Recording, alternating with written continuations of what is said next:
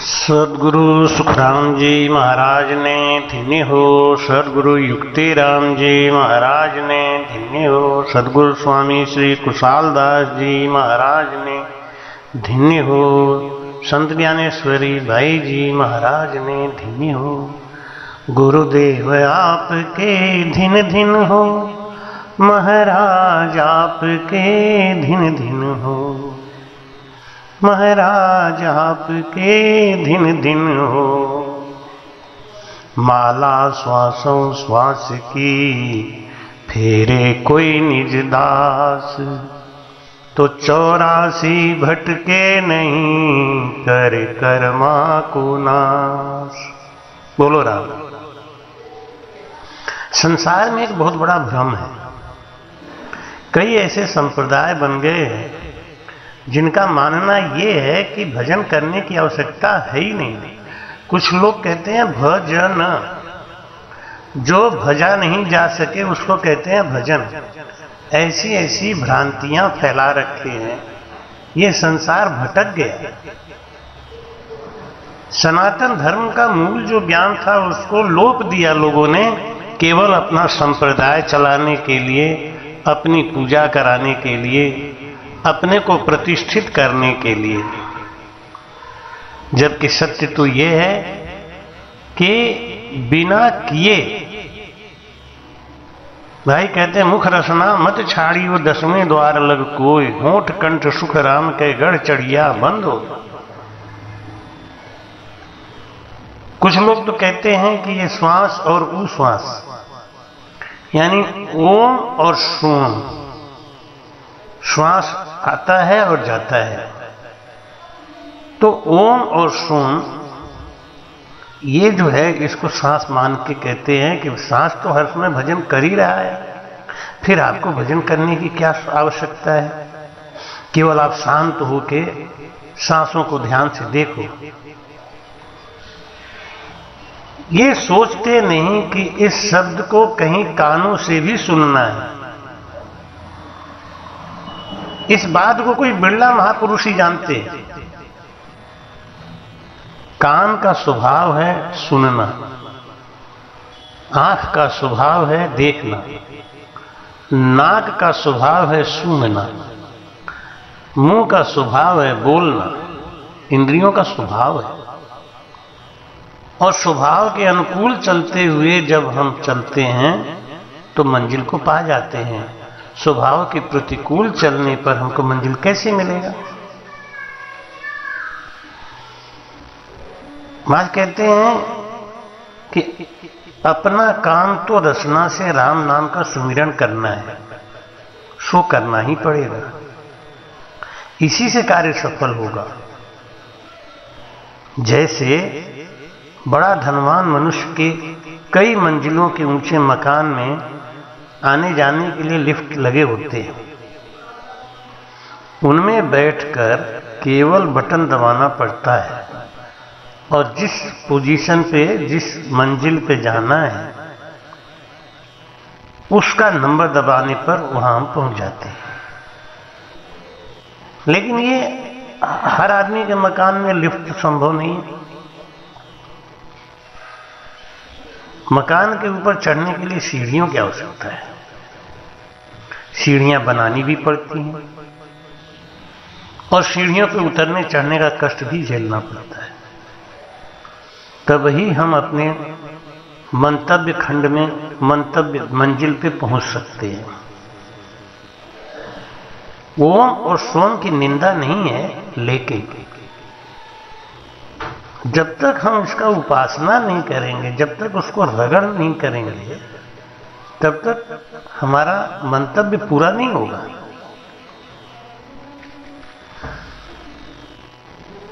राम नाम को रटन करना पड़ेगा। रटन करने से कागलिया के ऊपर जब प्रेशर आता है, जोर आता है, तब हमारे शरीर के रोम रोम में एक खिंचाव आता है, एक तनाव आता है। जब हम सांस को खींचते हैं, जब उस श्वास को तेजी से रगड़ के भरते हैं तो हमारे रोम रोम में चेतनता आती है। जैसे मानो ये शरीर 5 तत्व से बना है, पृथ्वी तत्व, वायु तत्व, जल तत्व, अग्नि तत्व, आकाश तत्व, इससे बना हुआ है। अब आप ये कहें कि ये 5 तत्व से तो बना ही हुआ है, तो फिर इसको हमें बाहर से देने की आवश्यकता क्या है? वो तो उसमें है ही है। जल तो आपके शरीर में है ही है, पानी पीने की क्या आवश्यकता है? वायु आपके शरीर में है ही है, तो फिर सांस लेने की आवश्यकता क्यों है? फलों में, वनस्पतियों में अग्नि तत्व होता है। जब आपके शरीर में अग्नि है तो फल खाने की क्या जरूरत है? गेहूं, चावल, आलू, इसमें पृथ्वी तत्व है। तो जब पृथ्वी तत्व आपके शरीर में है ही है, तो इनको खाने की क्या जरूरत है? महाराज कहते हैं कि ये चीजें हमारे अंदर विद्यमान हैं, लेकिन इनकी पूर्ति करने के लिए हमको बाहर से लेना पड़ता है, तब ये चलता है। ऐसे ही सांस और उश्वास में वो ब्रह्म समाया हुआ है, लेकिन उसको रगड़ करना पड़ता है बाहर से। खाली एक तक ध्यान लगा के चुपचाप मौन वृत्ति धारण करके बैठ गए तो कार्य सफल नहीं होगा।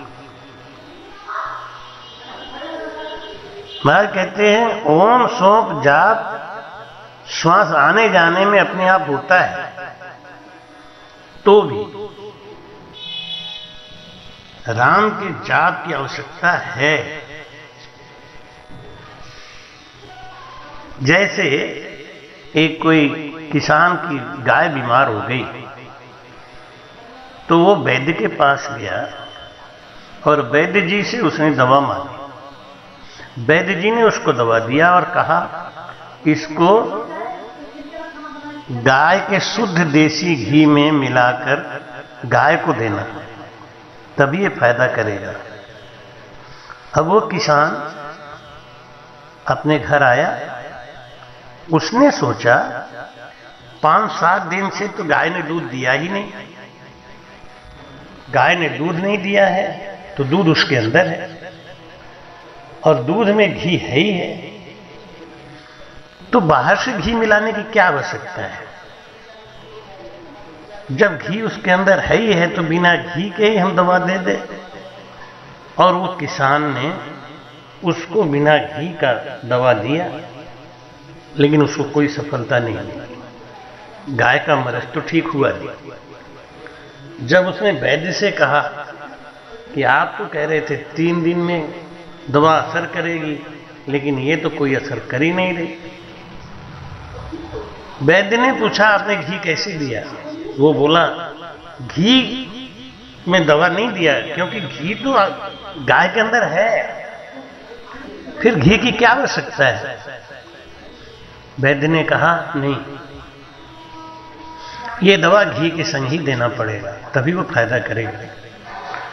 और जब वैद्य के कहने के अनुसार जब उसने बाहर से घी में दवा मिला के दिया, तब उसको असर किया। जब तक बाहर से घी नहीं मिलाया था उसको असर नहीं किया।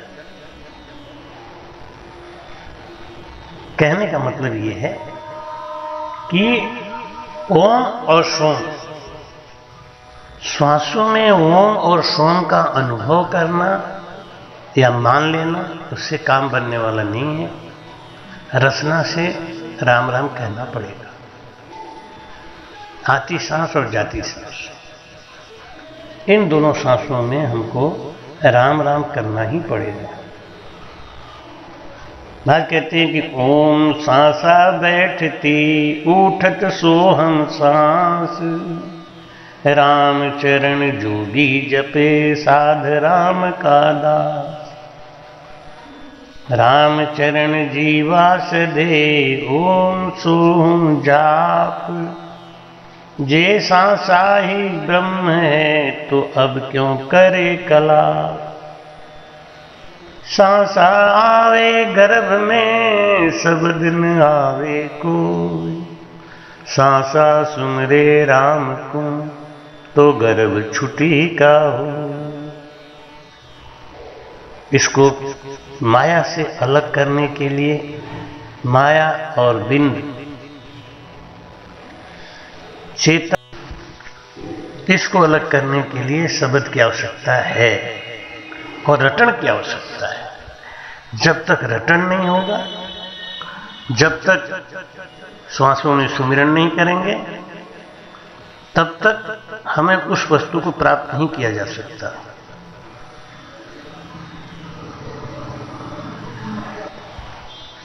ये चेतन और ब्रह्म, माया और ब्रह्म, यानी चेतन बिंद जो हमारा है वो माया के संग लिप्त है। उसको अलग करने के लिए हमको राम नाम जपना ही पड़ेगा।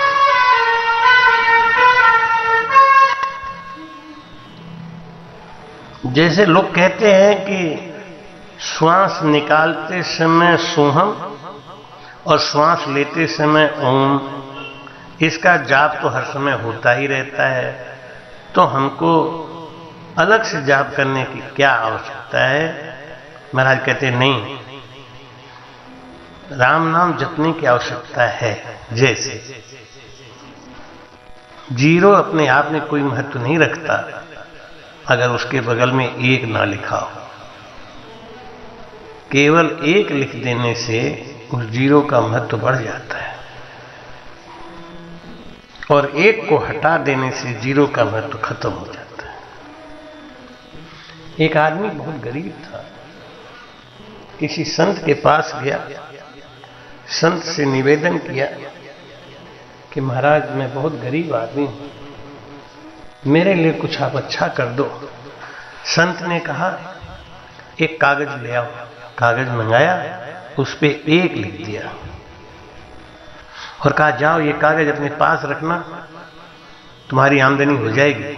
अब उसको हर घंटा 1 रुपये आने लगा।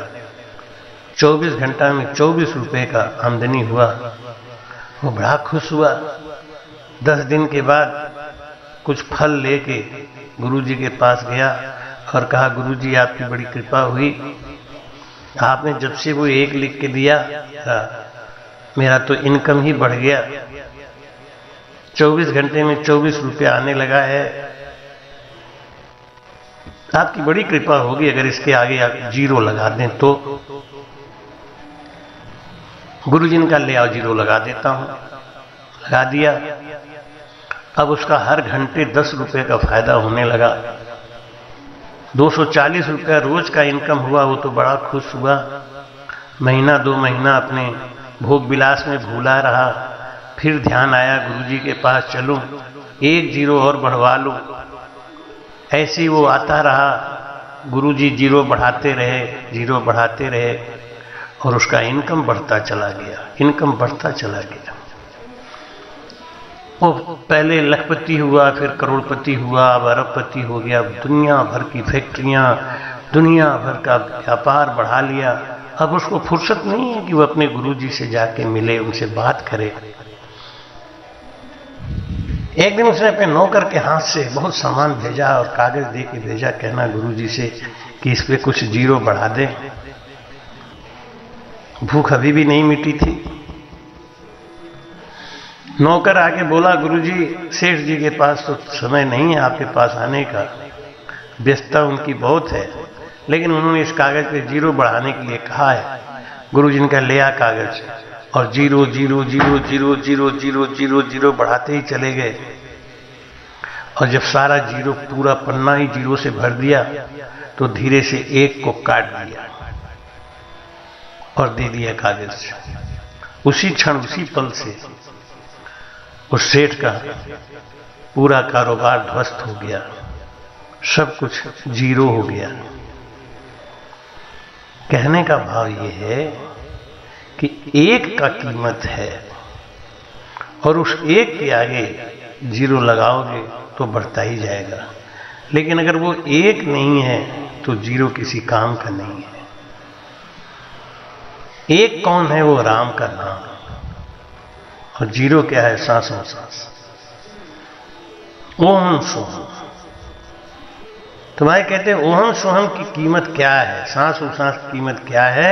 अगर उस पर राम नाम हो रहा है तो। एक है तो जीरो है, उसकी कीमत है। एक नहीं है तो कितना भी जीरो है वो बेकार है। ऐसे जिसके जीवन में एक गुरु नहीं है, जिसके जीवन में एक राम नाम नहीं है, उसका सांस और सांस वो जीरो ही है और वो जीवन में ठगा जा रहा है। इसलिए भजन का ध्यान रखें, भरम में नहीं फंसें और रचना से राम नाम जपना बंद मत करें। यही एक संदेश के साथ आज का ज्ञान विश्राम देता हूँ। आगे के ऐसे ज्ञान को सुनने के लिए आपसे प्रार्थना है कि इस चैनल को शेयर करें और सब्सक्राइब करें। राम।